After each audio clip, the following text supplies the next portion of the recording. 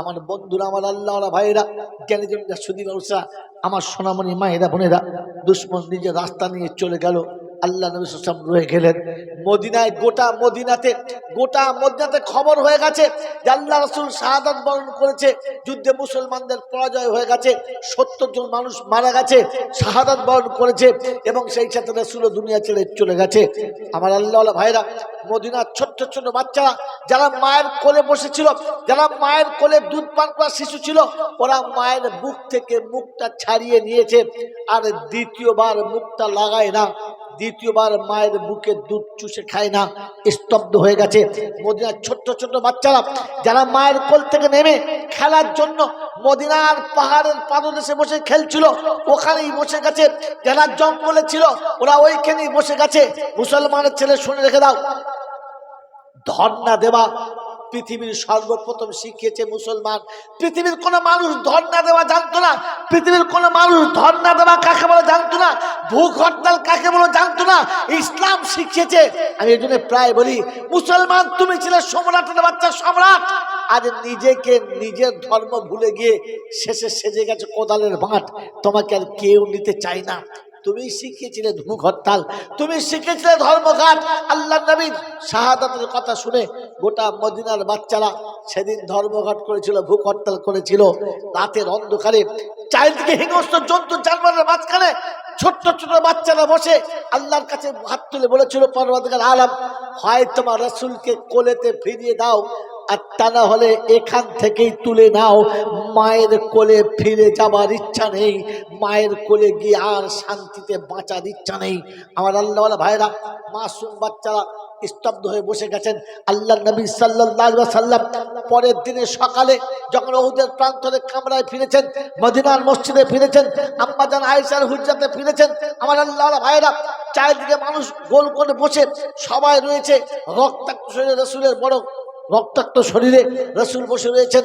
আমার প্রাণের বন্ধুরা, আমার সোনামণি মায়েরা বোনেরা, আল্লাহ নবীর জিয়ারত করে সবাই চলেছেন। আবু বকর সিদ্দিক রাদিয়াল্লাহু আনহুকে সেদিন ডেকে বললেন, আবু বকর, আমার বড় মাথার যন্ত্রণা করছে, বড় কষ্ট হচ্ছে, কাঁচা রক্ত গড়িয়ে যাচ্ছে। হযরত ফাতেমা জোহরা খেজুরের পাতার চাটাইটাকে পুড়িয়ে ছাই করে নিয়ে এসে কপালে আস্তে করে চেপে রেখে রক্তটা বন্ধ করছেন। আমার বন্ধুরা, আমার আল্লাহওয়ালা ভাইরা, জ্ঞানের জন্য সুধী মানুষরা, আল্লাহ নবী বললেন, আমি একটু আরাম করব, একটু ভিতরে যাব, তোমরা সবাই যাও, আমি একটু আরাম করতে চাচ্ছি। আবু বকর সিদ্দিক আস্তে করে পায়ের কাছে গিয়ে বসলেন আর বসে বললেন, ইয়া রাসূলুল্লাহ, ইয়া হাবিবাল্লাহ, বেয়াদবি মাফ করবেন, আমার মা বাপ আপনার পায়েতে কুরবান যাক, আপনি একটুখানি অপেক্ষা করেন, তারপরে আপনি আরামে যাবেন, আমরা আপনার খেদমত করব। আল্লাহ নবীর চেহারাটা মলিন, বড় বললেন, আবু বকর, আমার রক্ত গড়িয়ে যাচ্ছে, অসহ্য মাথার যন্ত্রণা হচ্ছে, আমি একটু আরাম করি, তুমি এটা চাও না? আবু বকর সিদ্দিকের চোখে পানি এসে গেছে আর বললেন, ইয়া রাসূলুল্লাহ, ইয়া হাবিবাল্লাহ, আমার মা বাপ আপনার পায়েতে কুরবান যাক, একটা কথা মনে আপনি ভুলে যাচ্ছেন। বললে কি? বলে, যেদিন আপনি মক্কা ছেড়ে চলে আসছিলেন, সাথে আমি ছিলাম।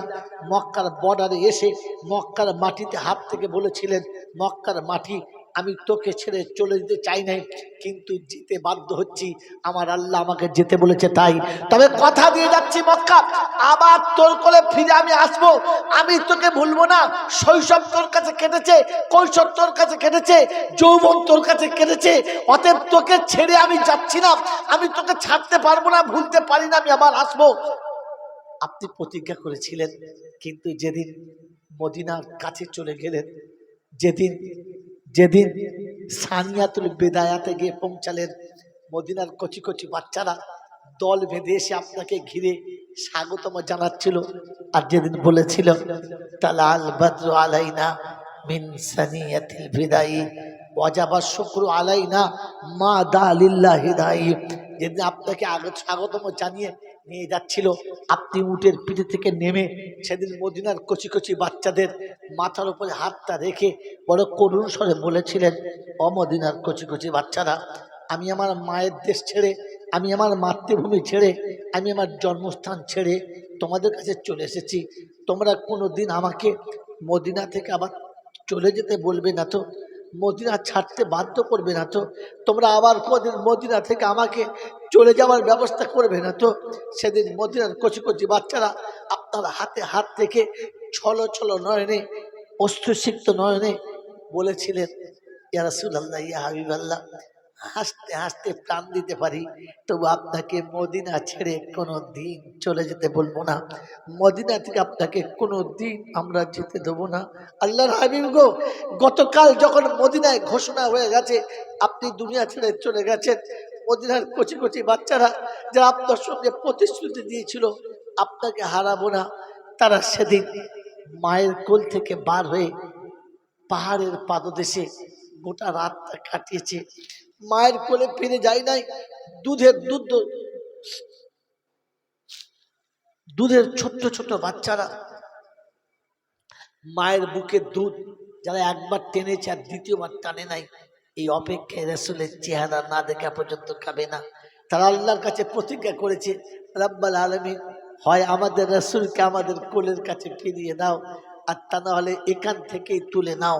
হিংস্র পশু যাদেরকে স্পর্শ করে নাই, রাতের অন্ধকার যারা পাহাড়ের পাদদেশ ছাড়ে নাই, হিংস্র জন্তু জানোয়ার যাদেরকে ভয় দেখে তাড়াতে পারে নাই, তারা সকালে যখন শুনেছে যে আপনি এখনো রয়েছেন মদিনার মাটিতে, ওই পাহাড়ের কোল থেকে পতঙ্গের মতো ছুটতে ছুটতে আসছে, একটু অপেক্ষা করেন, তারা এসে আপনার সঙ্গে দিদার করবে, আপনার সঙ্গে জিয়ারত হবে, ওরা দেখে ওদের মায়ের কোলে ফিরে যাবে।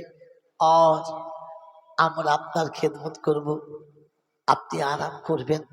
আমার বন্ধুরা, আমার আল্লাহওয়ালা ভাইরা, জ্ঞানীজনরা, সুধী মানুষরা, আল্লাহ নবী বসে আছেন, মদিনার ছোট্ট ছোট্ট বাচ্চারা পঙ্গপালের মতো ছুটে এসে আমার রাসূলের সামনে দাঁড়িয়ে সেদিন টুকরে কেঁদে বলেছিলেন, ইয়া রাসূলুল্লাহ, ইয়া হাবিবাল্লাহ, অন্যায় আমাদের, ভুল আমাদের, তাই আপনাকে শাস্তি পেতে হয়েছে। নন্দীগ্রামের বন্ধুরা, রাসূলের সঙ্গে থাকা সাহাবীদের সুন্নত ছেড়ে যাওয়ার কারণে এত বড় যদি বিপর্যয় আসতে পারে, ওই নবীর সুন্নত ছেড়ে দিয়ে আমি আপনি বিজয়ী হব এটা আশা করি কি করে? আমি আপনি শান্তি পাবো এটা আশা করি কি করে? আমি আপনি সুখের স্বপ্ন দেখব এটা আশা করি কি করে? আমার আপনার ঘরে আনন্দের মেলা বসবে এটা স্বপ্ন দেখি কি করে? সত্যি যদি শান্তির বাতাবরণে থাকতে চান, সত্যি যদি শান্তির বাতাবরণ ঘরে আনতে চান, সুখ দেখতে চান, আর ভালোবাসা নিয়ে দুনিয়ায় বাঁচতে চান, তাহলে রাসূলের সুন্নতের সঙ্গে আবার নিজের মহব্বত আর ভালোবাসাটা জড়িয়ে নেন, আবার নবীর সুন্নতের সঙ্গে নিজের জীবনটাকে আবাদ করে নেন। শান্তি আপনার পদচুম্বন করতে বাধ্য, সুখ আপনার দরজার কাছে এসে দাঁড়িয়ে থাকতে বাধ্য, আনন্দ আপনার বন্ধু হতে বাধ্য। আপনি নবীর সুন্নত নিয়ে চলবেন, আনন্দ আপনাকে ছেড়ে চলে যাবে তা হয় না। আপনি নবীর সুন্নতের সঙ্গে জীবন কাটাবেন, সুখ আপনার ছেড়ে পালাবে হয় না। আমার বন্ধুরা, আমার আল্লাহওয়ালা ভাইয়েরা, জ্ঞানীজনরা, সুধী মানুষরা, পিয়ারা নবী সাল্লাল্লাহু তাআলা আলাইহি ওয়াসাল্লাম ঘরের মধ্যে গেলেন। আম্মাজান ফাতেমাতুজ জোহরা গরম পানি করে সমস্ত শরীরের রক্তগুলোকে মুছে পরিষ্কার করলেন, নরম কাপড় দিয়ে রক্তগুলোকে মুছে পরিষ্কার করে হাতে জাইতুনের তেল নিয়ে ভালো করে ঘষে, হাতটা যখন গরম হচ্ছিল, আল্লাহ রাসূলের ফেটে যাওয়া, রক্তাক্ত হয়ে যাওয়া ওই ব্যথার উপরে হাতটা রেখে যখন আস্তে করে চাপ দিচ্ছিলেন, আল্লাহ নবী সাল্লাল্লাহু আলাইহি ওয়াসাল্লাম একটু আরাম পাচ্ছিল। একটু আরাম পাওয়ার সাথে সাথে চোখটা লেগে গেছে। যখনই চোখটা লেগে গেছে স্বপ্নে দেখছে আম্মাজান আমিনা এসে মাথার কাছে দাঁড়িয়ে কপালে হাতটা রেখে সান্ত্বনা দিচ্ছে আর বলছে, উম্মতের আঘাতে বড় ব্যথা পেয়েছো, উম্মতের আঘাতে বড় কষ্ট পাচ্ছ, আমি মা হাত বুলিয়ে দিচ্ছি, তোমার সব ব্যথা চলে যাবে। আল্লাহ নবী ঘুমের ঘরে স্বপ্নে মাকে দেখে মা বলে যখন হাতটা টিপে ধরেছে, চোখটা খুলে তাকিয়ে দেখে ফাতেমাতুজ জোহরার হাতটা ধরে আছে। আম্মাজান ফাতেমাতুজ জোহরা আল্লাহর নবীর কপালে হাতটা রেখে বলছেন, কোথায় আপনার মা? আপনার মা তো অনেক আগে চলে গেছে, আপনার মা তো আপনাকে ছেড়ে অনেক আগে চলে গেছে, আপনি কোথায় মা পাচ্ছেন? কে আপনার মা? আল্লাহর নবীর সেদিন চোখ দিয়ে গড় গড় করে পানি গড়িয়েছে আর বলেছে, ফাতেমা, স্বপ্নে আমি যার হাতটা ধরেছিলাম ওটা আমার মা ছিল, ওটা আমার মা ছিল। আর ঘুম ভেঙে যার হাতটা ধরেছি সেইটা আমার মা। কিয়ামত পর্যন্ত ফাতেমাকে সবাই মা বলেই ডাকবে, অন্য কিচ্ছু বলে ডাকবে না, সবাই ফাতেমাকে মা বলেই স্মরণ করবে।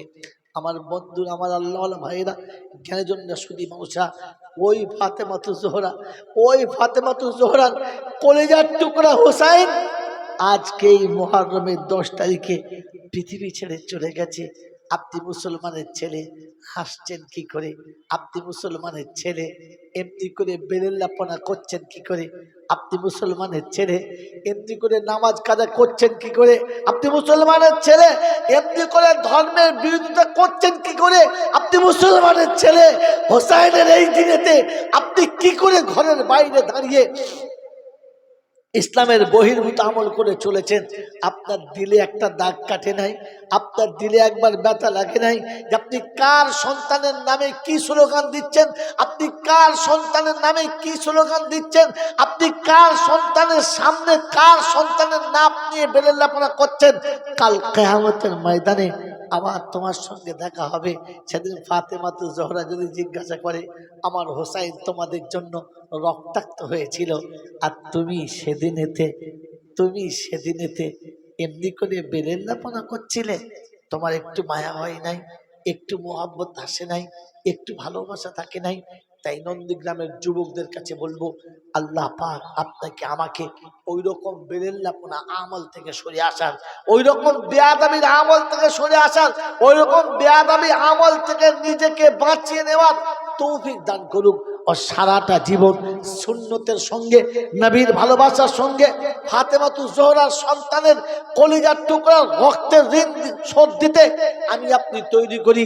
আল্লাহর কাছে দোয়া করি, আল্লাহ আবার আমাদের কোলে হোসাইনকে ফিরিয়ে দাও, আবার আমাদের কোলে হোসাইনকে পাঠিয়ে দাও, হোসাইনের মতো আবার আমাদেরকে ধারক বাহক দাও, যার হাত ধরে আমরাও যেন ওই রকম এজিদের, ওই রকম ইসলামের দুশ্মনের বিপক্ষে লড়তে পারি। তাদের সাথে আমরা যেন সত্যের আলোটা প্রকাশ করতে পারি, সত্যের আলো যেন জিন্দা করতে পারি।